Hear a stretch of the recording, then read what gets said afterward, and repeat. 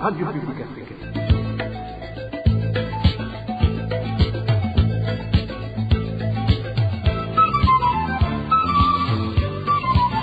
Radio Publique Africaine.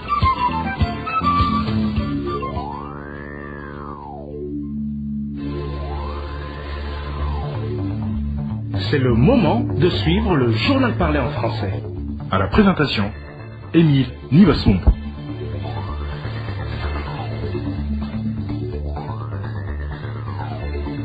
Bienvenue dans ce journal du 14 avril 2022, dont voici les principaux titres. Certains dirigeants accaparent la grande quantité de carburant au détriment de la population qui fait la queue devant les stations-service à suivre les grognes de certains citadins au cours de cette édition. Et la création des forces de réserve viserait la militarisation de la population civile et cela constitue un grand danger au niveau sécuritaire. Nous avons parlé à un ancien membre de l'armée burundaise. Et 2 défenseurs des droits humains sont incarcérés en République démocratique du Congo pour avoir dénoncé les incursions de l'armée burundaise et des Imbonerakure dans ce pays. Voilà pour le sommaire. Le développement, c'est tout de suite.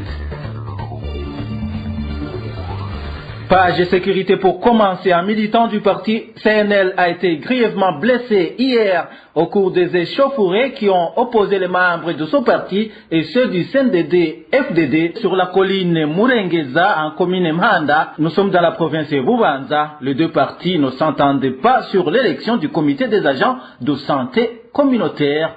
Éloge divin Remesha. L'élection du comité des agents de santé communautaire du centre de santé de Murengeza, qui a eu lieu ce mercredi, a été l'origine des échauffourées entre les Imbonerakure et les membres du CNL. Ces derniers n'ont pas apprécié le déroulement de cette élection. Ils disent qu'on leur a pas permis de voter. Les sources de la RPA sur la colline Murengeza révèlent qu'un membre du CNL qui n'a pas digéré leur exclusion se serait disputé avec le chef collinaire. Le soir, ce chef collinaire a rassemblé des Imbonerakure et son parti a arrêté son militant du CNL. Il était accusé d'avoir manqué de respect envers l'administration, rapportent nos sources. Arrivé chez le militant du CNL, le chef collinaire a ordonné aux Imbonerakure de le tabasser et l'ont grièvement blessé. Selon nos sources, les échauffourées ont commencé lorsque d'autres militants du CNL sont venus secourir le leur. Le militant du CNL a fini par être transporté à l'hôpital de Manda où il est actuellement alité. Dans la matinée de ce jeudi, des mandats pour arrêter les militants du parti CNL ont été émis et 3 sont déjà sous les verrous. Des arrestations qui auraient poussé certains militants du CNL de la colline Murengeza à se cacher par peur d'être arrêtés à tout moment. Suite à ces événements, certains habitants de la colline Murengeza trouvent que la tolérance politique est loin d'être réelle sur cette colline. La RPA n'a pas pu joindre Nadine Nibitanga, administrateur de la commune Manda, pour recueillir sa réaction. Toujours en page de sécurité, peur panique au sein de la population de la commune Kivago en province Makamba. À l'origine, l'appel récemment lancé à tous les Imbonerakure de la place est de reprendre les entraînements paramilitaires afin qu'ils soient prêts à combattre l'ennemi d'où qu'ils viennent. Josiane Mouzaneza. Le coup d'envoi de ces entraînements paramilitaires a été donné samedi dernier par Gilbert Ndouayo, responsable du parti CNDD-FDD en province Makamba, dans une réunion tenue dans les enceintes de la zone Kivago avec les représentants collinaires des Imbonerakure. Cette autorité a fait savoir à cette milice du parti au pouvoir qu'il était temps de les renforcer militairement. En effet, selon une de notre source qui participait à cette réunion, il a été signifié à ces Imbonerakure que l'ennemi était de plus en plus proche et qu'il fallait donc se préparer en conséquence. Le numéro 1 du parti CNDD-FDD à Makamba a également signalé que des formations de 2 semaines sont en cours de préparation dans toutes les provinces et que ceux qui y participeront devront à leur tour former les autres Imbonerakure. Et Gilbert Ndouayo de préciser que pour faciliter cette activité, des téléphones Motorola seront distribués à tous ceux qui auront suivi cette formation afin de permettre une communication en temps réel en plus d'être sécurisée. Pour le moment, la population de Kivago se dit très inquiète, surtout que les rondes nocturnes et les entraînements paramilitaires ont repris de plus belle. Il y a des Imbonerakure qui ont repris des entraînements paramilitaires qui se font pendant la nuit. Nous avons donc peur car ces entraînements avaient cessé dans notre commune Kivago, mais voilà qu'ils y remettent ça. Nous ne savons pas pour quel objectif ils recommencent à s'entraîner. Aujourd'hui, les gens dorment la peur au ventre, d'autant plus que les vols s'intensifient, surtout dans les villages de paix situés sur la colline Rubimba et Kibago. Les deux villages de paix dont il est question hébergent les Imbonerakure en provenance des provinces Karusi, Gitega et Muramvya. Selon nos sources, ces derniers s'adonnent maintenant au pillage systématique des ménages environnants et volent bétail et vivres qu'ils trouvent sur leur passage. Un butin qui, selon un des Imbonerakure de la place, servira à ravitailler cette milice au cours de ses formations en cours de préparation. Pour le moment, la population craint pour sa sécurité, surtout que les supposés opposants au parti CNDD-FDD dans cette localité ne cessent d'être persécutés par ces Imbonerakure. À propos de ces appréhensions des habitants de la colline Rubimba située dans la zone Kibago, la rédaction de la RPA n'a pas pu joindre Gilbert Ndouayo, représentant du parti CNDD-FDD en province Makamba, encore moins Espérance Inarukundo, administrateur de la commune Kibago, pour de plus amples éclaircissements. Je vous le disais dans le titre, la création des forces de réserve et d'appui au développement adoptée ce lundi par l'Assemblée nationale viserait la militarisation de la population civile qui constituerait un grand danger au niveau sécuritaire. Analyse d'un ancien membre de l'armée burundaise qui s'est entretenu sous anonymat avec la RPA. Il indique que le financement de deux armées parallèles constituerait un lourd fardeau pour une économie déjà très faible. D'autres se sont exprimés avant moi sur cette question, mais des interrogations restent. Pourquoi en ce moment? Pourquoi cette volonté de politisation de l'armée? Comme on dit, la formation civique des citoyens, c'est en quelque sorte légaliser une situation qui existait déjà, des milices qui opèrent au sein de l'armée. C'est l'institutionnalisation des milices alors qu'elles devraient être démantelées. Une autre question qu'on pourrait se poser, c'est cette militarisation à outrance de la population civile, l'introduction des armes dans la population civile avec ce que ça pourrait comporter comme conséquence qui se remarque déjà au sein de la population, des crimes, des assassinats, des vols à main armée. Alors, d'autant de questions qu'on pourrait se poser sur l'opportunité de la légalisation des milices en ce moment où on dit que la paix règne partout dans le pays. Je pense que pour le moment, ce que l'armée a besoin, c'est la professionnalisation de ce corps, sinon la création d'une armée parallèle. Ça ne va en aucun cas résoudre ce problème. Il n'y a pas de plus que ces gens vont apporter à l'armée, sauf peut-être des problèmes de gestion de ces gens qui n'ont pas de formation militaire, même s'ils disent qu'ils vont les former. Il y a des préalables en termes d'éducation, en termes de connaissances antérieures. Un autre problème qu'on pourrait soulever, c'est les moyens. Est-ce que les moyens pour entretenir deux armées, ces moyens existent? Comment est-ce que ce sera mis en place? Tout cela, je pense que c'est une décision précipitée.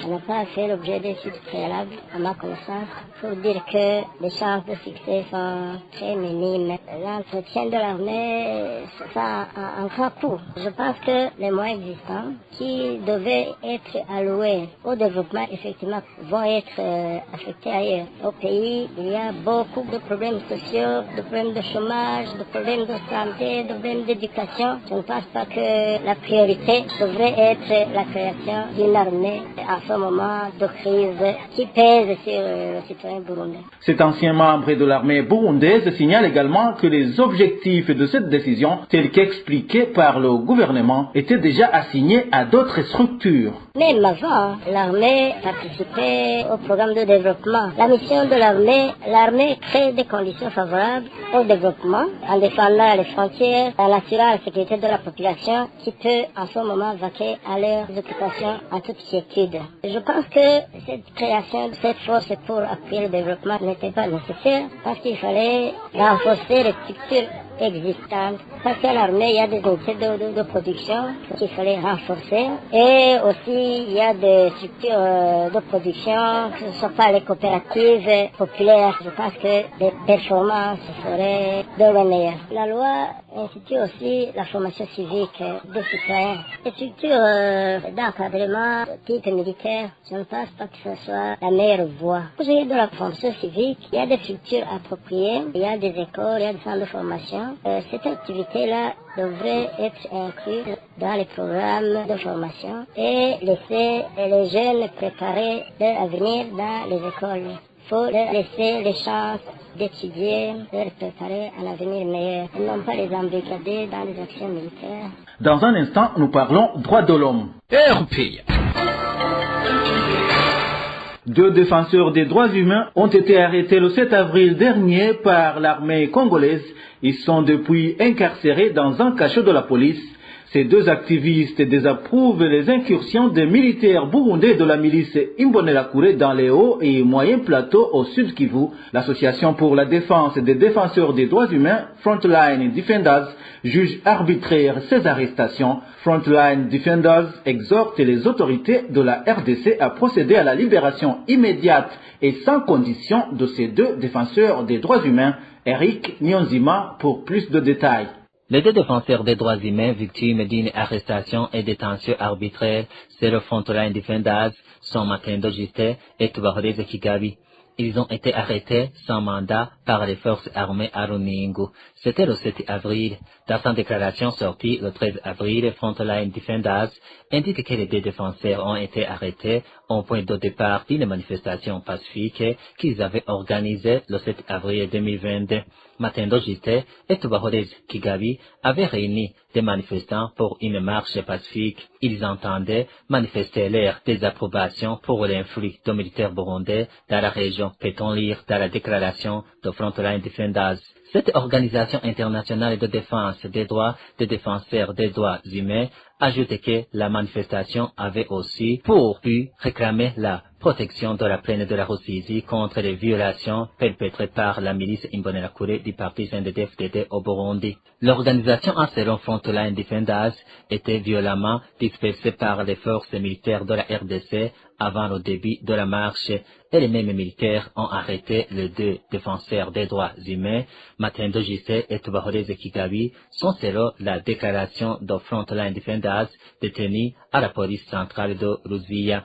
L'organisation Frontline Defenders est très préoccupée par l'arrestation et la détention arbitraire de Matendo Justin et Tubahorezo Kigabi car elle pense que leurs actes sont directement liés à leur travail pacifique et légitime en faveur des droits humains.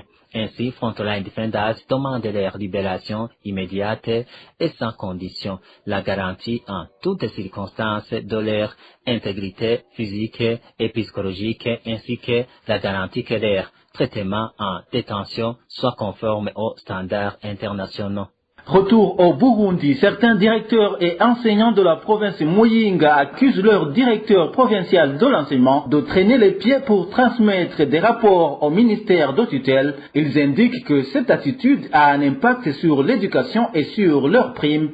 Plus de détails avec Eloge Kwizera. Les directeurs et les enseignants de Muyinga faut savoir qu'il y a des directeurs de certaines écoles qui assurent l'intérim depuis 5 ans. Notre source indique que la cause est que le directeur provincial de l'enseignement ne transmet pas de rapport à... Ils se plaignent contre leur directeur provincial parce qu'ils ne donnent pas de rapport à temps au ministre de l'Éducation pour que leurs droits soient honorés. Ces plaintes émanent surtout des directeurs des écoles puisqu'ils sont les premières victimes. Par exemple, il y a des directeurs qui assurent l'intérim depuis plus de 5 ans.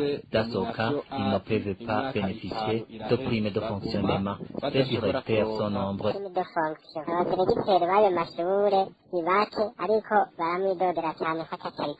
À part ce problème, ces enseignants, faut savoir aussi que le directeur provincial ne se soucie pas du remplacement de ceux qui sont à retraite ou qui n'exercent plus son métier. En cas de remplacement, cette procédure n'est pas respectée dans notre province de Muyinga. Ceux qui n'exercent plus de même que ceux qui sont en retraite ne sont pas remplacés.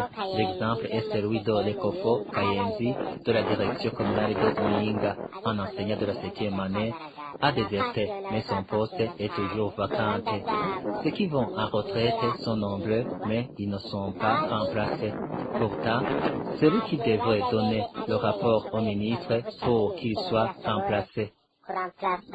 Ce directeur et enseignant de Muyinga demande que tous ces problèmes soient résolus. On n'a pas pu joindre le directeur provincial de l'éducation de la province de Muyinga. Ils craignent d'être renvoyés de leur travail à cause des retards liés au manque de bus. Certains employés des entreprises privées du Burundi indiquent qu'ils sont souvent mis en garde par les employeurs. Les détails avec Elvis Nyomongere. C'est l'un des employés des entreprises privées du Burundi qui déplore la façon dont le manque de bus nodiriers à les employeurs. Selon ces employés, actuellement, ils sont dans les disputes permanentes avec les patrons du fait qu'ils sont souvent en retard. Malgré leurs explications, les employeurs les menacent par des correspondances mises en garde selon cet employé. Nous, les habitants de la mairie de Bujumbura, surtout nous qui exerçons dans les entreprises privées, nous sommes toujours en conflit avec nos employeurs à cause du manque de carburant. Certains parmi nous ont déjà reçu des correspondances de mise en garde qui vont nous renvoyer ou suspendre nos contrats si nous continuons à nous présenter en retard au travail. Nos employeurs disent qu'ils ne peuvent pas tolérer un retard du lundi à vendredi. Pire encore, comme l'indiquent ces employés, ils ne trouvent plus du temps suffisant d'être avec les familles car ils se réveillent très tôt le matin à la recherche des bus, ce qui ne les empêche pas malheureusement de risquer de perdre le travail, comme l'indique cet employé de l'entreprise Econete Léo.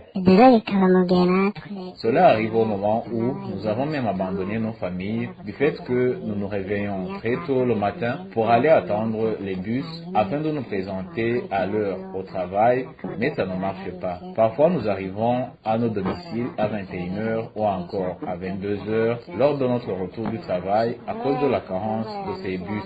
Mais voilà, pour le moment, nous risquons même de perdre notre travail. La vie devient compliquée. Que le gouvernement fasse quelque chose. Moi, je travaille chez Econete Léo, mais je vois que la mesure du ministre de l'Intérieur va nous faire perdre notre travail. Les sources de la RPA au sein de ces entreprises privées indiquent que la plupart des employés utilisent les motos et les vélos pour se rendre au travail. Des moyens de transport qui ne sont plus utilisés suite à la mesure du ministre de l'Intérieur, Gervais Ndirakobucha, interdisant les vélos, motos et tukutuku dans une grande partie de la ville de Bujumbura. La mesure a été aggravée par la carence du carburant qui est devenue un casse-tête au Burundi. Selon le ministre de l'Intérieur et de la Sécurité publique, même si la mesure interdisant les vélos, les motos et les tuk-tuk dans une grande partie de la ville de Bujumbura a des conséquences néfastes, elle doit être appliquée coûte que coûte. Gervais Ndirakobucha l'a dit dans une réunion avec les administratifs en mairie de Bujumbura le 23 février dernier. Le ministre Gervais Ndirakobucha invite la population à respecter cette mesure. Dans toute cette zone délimitée de la ville, il n'y aura aucune bicyclette, aucun tuk-tuk, ni de moto. C'est vrai, c'est une mesure draconienne, mais vous devez y obéir. On ne veut pas voir les motos dans cette zone interdite, même celles des sociétés ou des journalistes. C'est sans distinction aucune, car nous sommes dans un gouvernement responsable. Entre-temps, les habitants de la mairie de Bujumbura dénoncent l'attitude de certaines hautes autorités du pays qui usent de leur pouvoir pour s'accaparer du peu de carburant disponible dans les stations-service en défaveur du citoyen lambda. Ces citadins trouvent cette attitude injuste et demandent à ces autorités de penser à ceux qui passent toute la journée sur les files d'attente. Le point avec Marie-Ange Irakoz. Il était 14h30 de ce mercredi quand le ministre de l'Hydraulique, de l'Énergie et des Mines, ingénieur Ibrahim Ouidzeye, a dépêché son chauffeur à la station-service dénommée Interpétrole, située au quartier asiatique tout près de Ciné Caméo, pour prendre du carburant. 1500 litres ont été pompés et remplis dans 75 bidons que ce chauffeur a ensuite embarqué dans ce véhicule du ministre à la grande désolation des citoyens qui avaient passé des heures en attente de ce produit. Ces habitants trouvent cette attitude injuste et demandent à cette autorité de penser aux citoyens lambda qui passent toute une journée en attente d'être servis. Ça, c'est une forme de violation des droits de l'homme dont le ministre est responsable. On laisse toute autre chose pour passer toute la journée sur des files d'attente. Et voilà, il vient pour tout prendre dans un laps de temps. Nous demandons aux responsables des stations-service d'arrêter cette attitude injuste et aux dignitaires qui se comportent de cette manière de couper court à ce genre de comportement qui dénigre le simple citoyen. Les habitants de la mairie de Bujumbura, victimes de cette injustice, indiquent que cette quantité de carburant octroyée de cette manière serait sans doute celle vendue sur le marché noir à un prix exorbitant. Nous sommes sûrs et certains que ce carburant va être vendu à Buyenzi. Ces autorités l'achètent à 2700 francs le litre pour le revendre à 6 000 francs. C'est vraiment de la honte dans un pays qui se déclare en état de droit.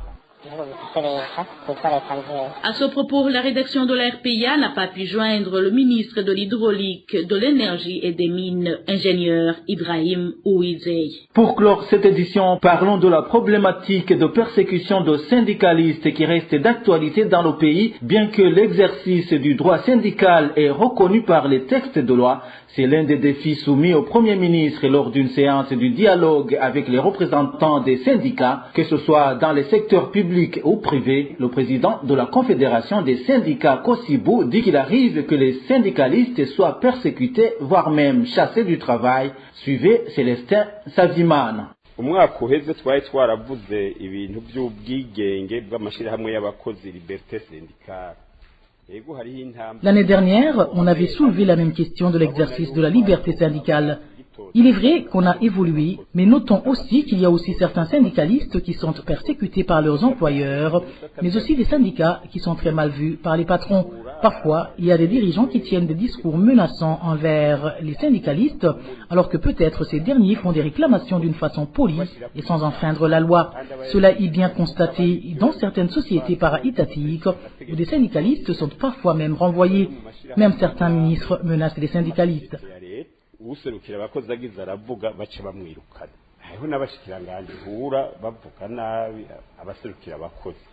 Le Premier ministre reconnaît que cette persécution fait parler d'elle chez certains employeurs, mais pour Alain Guillaume Bunyoni, l'exercice du droit syndical a bel et bien évolué. niba ahantu hari umwidegemvye mwe nabo bantu ni hano mu Burundi gusa karacamo kubera comportement inyifato. La liberté syndicale est bien exercée au Burundi. Certes, des cas isolés d'entrave existent aussi. Cela est dû au tempérament de l'un ou l'autre des auteurs. Mais ces gens-là existent bel et bien. Toutefois, la situation était plus mauvaise hier qu'aujourd'hui. Entre employés et employeurs, la situation est toujours tendue et si l'employeur met en valeur son statut, c'est le pire. En représentant des employeurs, vous devez vérifier si vos confrères traitent humainement les employés parce qu'ils sont des gens comme les autres.